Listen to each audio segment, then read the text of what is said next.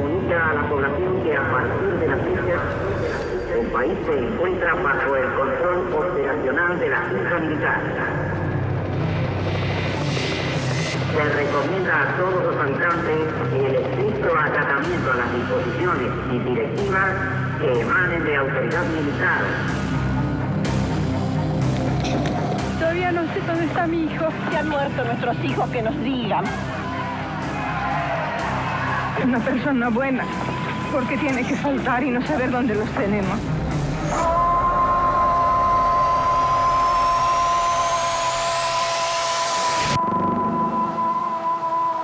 Queremos saber dónde están nuestros hijos. ¿Vivos o muertos? ¿Vivos o muertos? Es una incógnita el desaparecido. No sabemos nada. No está. Por favor, ayúdennos. Son nuestra última esperanza. Ni muerto ni vivo, está desaparecido, está desaparecido. Mi hija estaba embarazada de 5 meses cuando se la llevaron. Allanaron 4 veces mi casa. Y el ejército lo ha hecho. El ejército lo ha hecho. Que nos entreguen nuestros datos. Vamos, señores, circulando, por favor, vamos, circulando. Podemos decir que hoy los argentinos vivimos en uno de los mejores países del mundo. No hay laburo, la gente no tiene un sopa, no toma tazo. Estamos pasando por un periodo bastante malo. ¡Nos estamos muriendo!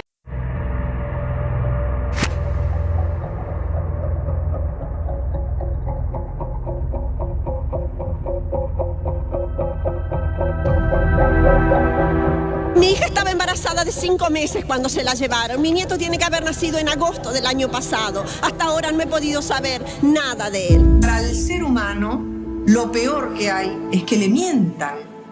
Un niño que le llaman Juan y se llamó Pedro es una mentira enorme. Le están quitando su libertad, su individualidad, su nombre.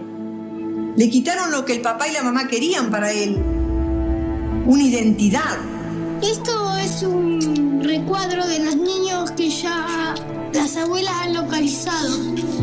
Este palito de hogares, cuando era chico y cuando era grande.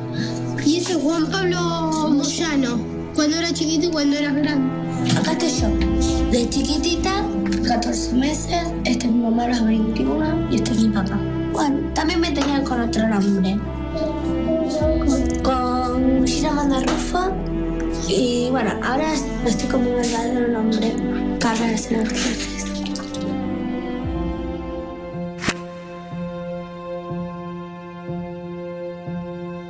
La dictadura cívico-militar que tuvo lugar en la Argentina entre 1976 y 1983 ejecutó un plan de exterminio que incluyó la desaparición de miles de personas y el robo de cientos de bebés. Durante años, algunos funcionarios del Poder Judicial contribuyeron a que niñas y niños fueran apropiados o convertidos en NN y puestos en situación de adoptabilidad. Luego de la dictadura, estos mismos jueces se resistieron a las restituciones. Equiparaban la apropiación a una adopción y tramitaban los casos de robo y sustitución de identidad como simples conflictos familiares, a resolver con un régimen de visitas entre las partes, negando así la existencia de un delito.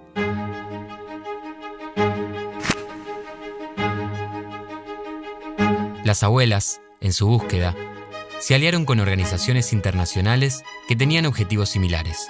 Así, llevaron su lucha a nivel internacional.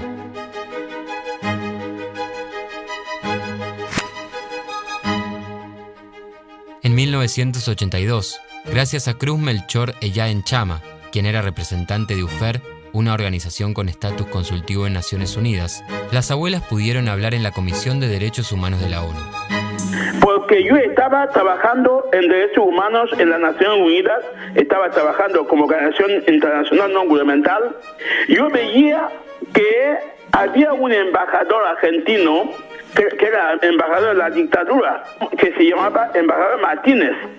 Y cuando las abuelas querían acercarse, se ponía bravo, la llamaban la loca de Mayo. Y entonces estaba muy apartada, no podía ni siquiera estar en la sala de conferencia. Y entonces yo me pregunté, ¿por qué esa mujer se llama loca de Mayo? ¿Qué significa? Me dicen que cada jueves va en la Plaza de Mayo para manifestarse con el fin de encontrar a sus nietos. Y yo dije, pues eso se llama loca de Mayo. Y dice, sí. Y entonces yo hice todo posible para decir que esas llamadas locas de Mayo yo voy a introducir en la sala. Yo conseguí acreditarlas y entraba en la sala. Y el embajador Martínez estaba muy furioso.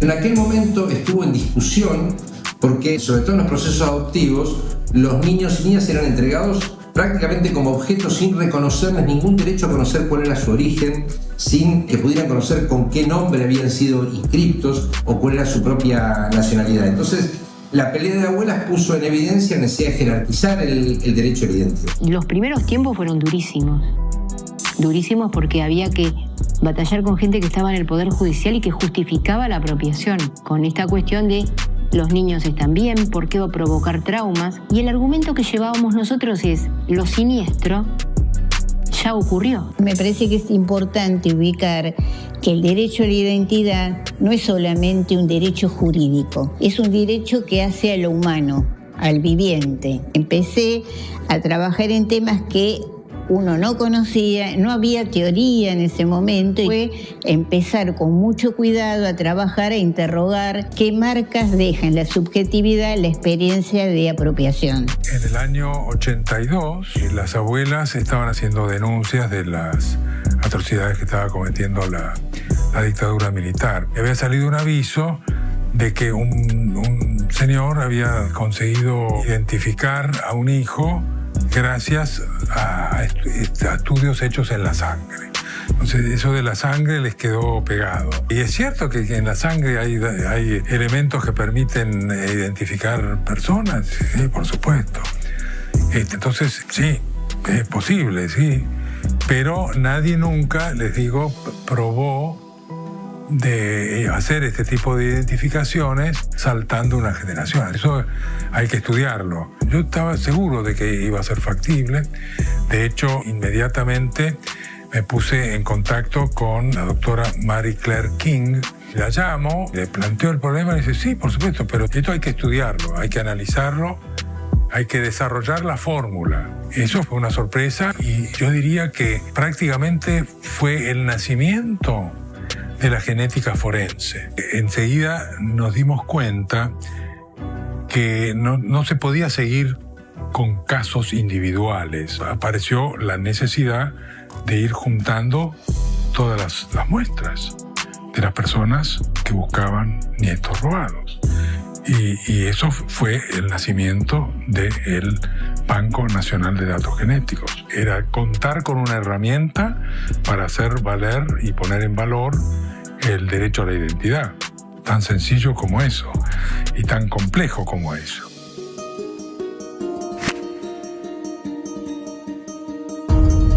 Mientras las abuelas avanzaban en su lucha, a nivel internacional se daban los primeros pasos para la creación de la Convención sobre los Derechos del Niño. El gobierno de Raúl Alfonsín decidió invitar oficialmente a las abuelas a participar de la redacción de la propuesta argentina para la futura Convención del Niño. Nosotras viajamos a Ginebra, Suiza, para participar de la redacción de la cláusula argentina. En ese momento habíamos tenido el apoyo de Leandro Depuy, que estaba en Cancillería, un tipazo realmente. Las abuelas nos ayudaron a recuperar como país una credibilidad que esa democracia naciente todavía no había adquirido. Pero hubo una labor pedagógica, testimonial, que fue decisiva.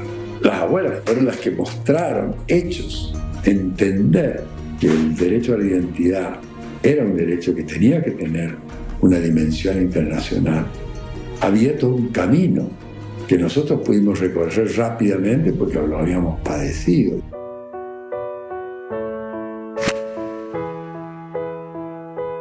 Abuelas tiene el gran mérito de incluir el derecho a la identidad en los artículos 7, 8 y 11 de la Convención Internacional de los Derechos del Niño, que son conocidos en el mundo como los artículos argentinos. Esto es fundamental porque le garantiza a un niño que tiene derecho a conocer el origen, convivir con los padres, no ser sustraído por cuestiones políticas, por ejemplo, como el caso de Argentina, de su verdadera familia y de su identidad.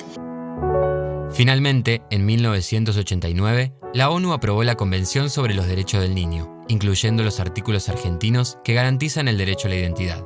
Así, el enorme aporte de las abuelas de Plaza de Mayo quedó plasmado en la jurisprudencia internacional. Por eso la importancia de esa cláusula argentina.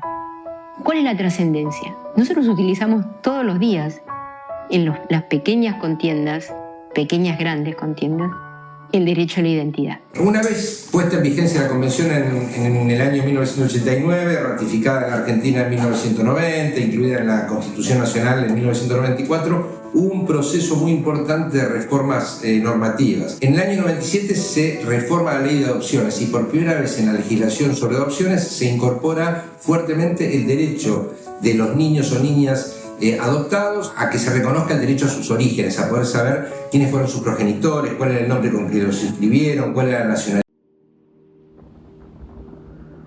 Sigamos siendo locos, madres y abuelitas de Plaza de Mayo, gentes de pluma y de palabra, exiliados de dentro y de fuera.